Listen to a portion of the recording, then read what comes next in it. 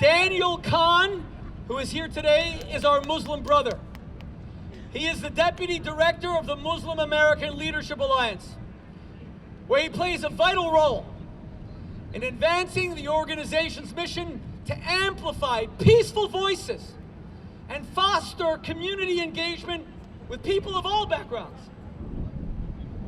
With a background in data management and his time as a veteran in the U.S. Army, and let me say clearly right now, that amidst having 2 sons serving in the IDF in the war right now, I want you to still know the single greatest force for good in the world today is the United States military, who serve in 180 countries worldwide,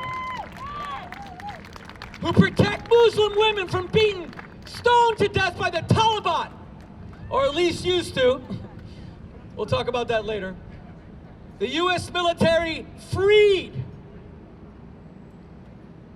liberated Europe from tyranny. And by the way, I gotta tell you one little story before I introduce Danyal, just about, again, Flo Groberg, our Medal of Honor winner. Do you guys know how I met Flo? Every 5 years, I go to the D-Day 80 commemorations in Normandy, and I took my son David with me.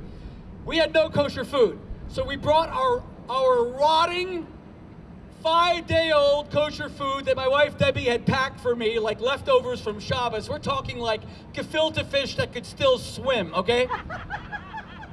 And I asked a non-kosher restaurant to heat it up for us in their microwave so we could eat, and they all refused us. Right there in the city of Caen, C-A-E-N, which American and British forces died to liberate, and they all said no. Along comes a man who speaks perfect French, looks like a movie star, and he says something to them in French, and they suddenly heat up my kosher food. I asked him who he was. He said, I'm a U.S. Army veteran, and Captain Flo Groberg. I looked him up.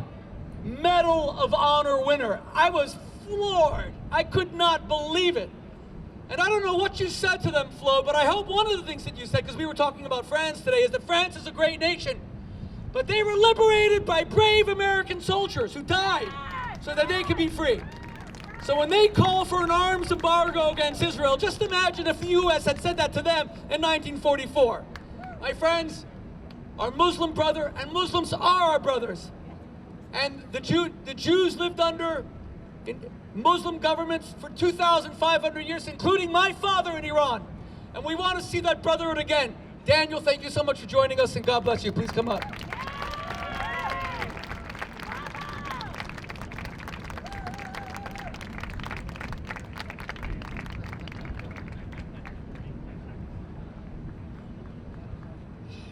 Thank you, Rabbi Shmuley.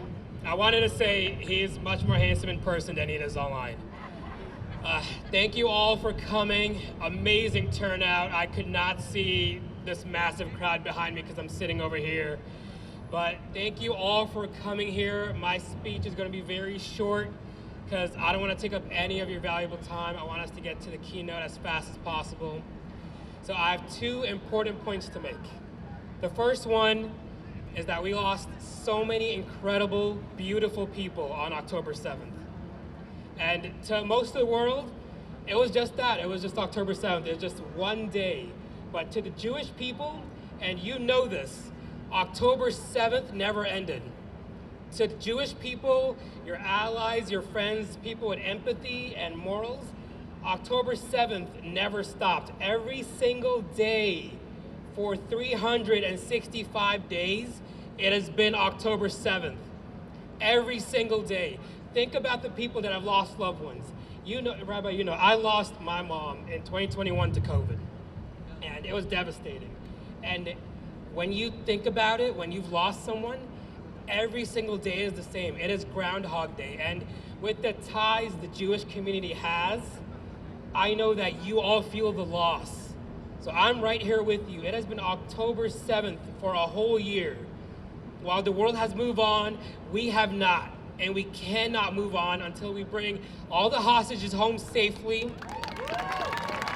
Bring them home, let them go. If you want the destruction in Palestine, in the Middle East to end, just send the hostages home, that's it. Send them home right now. You know, before I came up here, I was thinking, You know, if I wasn't American, bring them home! Bring them home! Bring them home!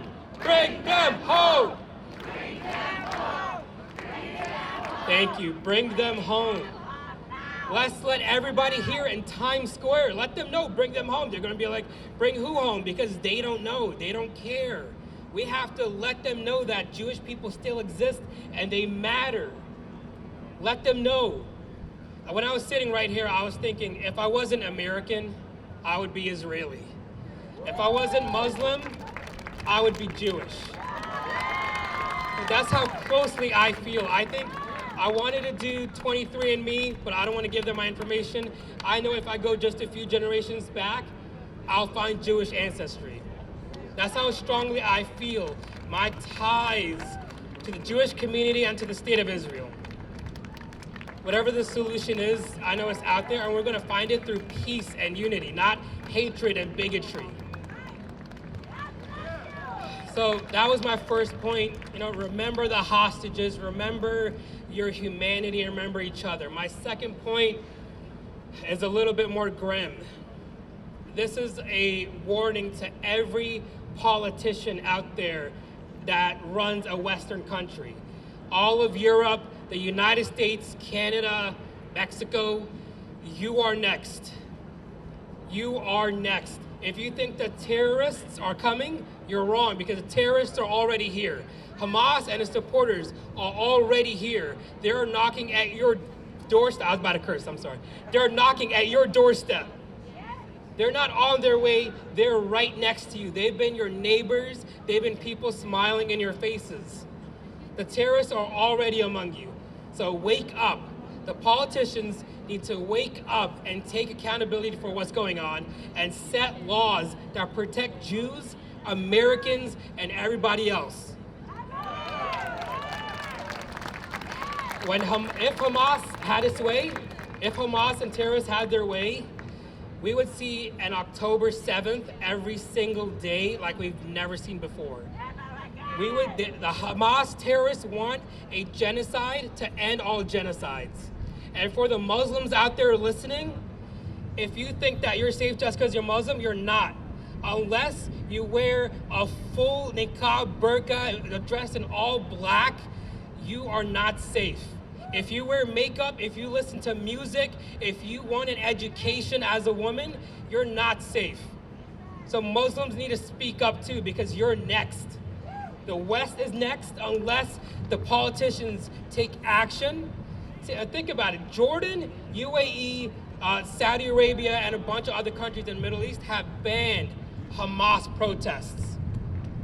Why do you think that is? They know what happens when you let terrorists voice their, I want to say, concerns and quotations, because they don't have real concerns. They just want violence. They want to eradicate Jews. They want all that to come to the Western countries. October 7th was absolutely terrible, absolutely devastating. But if Hamas had its way, we would see a genocide to end all genocides, and we need to stop that. Our politicians, whoever the next president is of the United States of America, needs to listen. You need to stop Hamas right now. You need to stop its supporters and give peace back to the Jewish people and the American people. So I hope that resonated with you. I'm gonna, forfeit the rest of my time so that we can get on and hear some amazing words from keynote speaker. Rabbi Shmuley, back to you.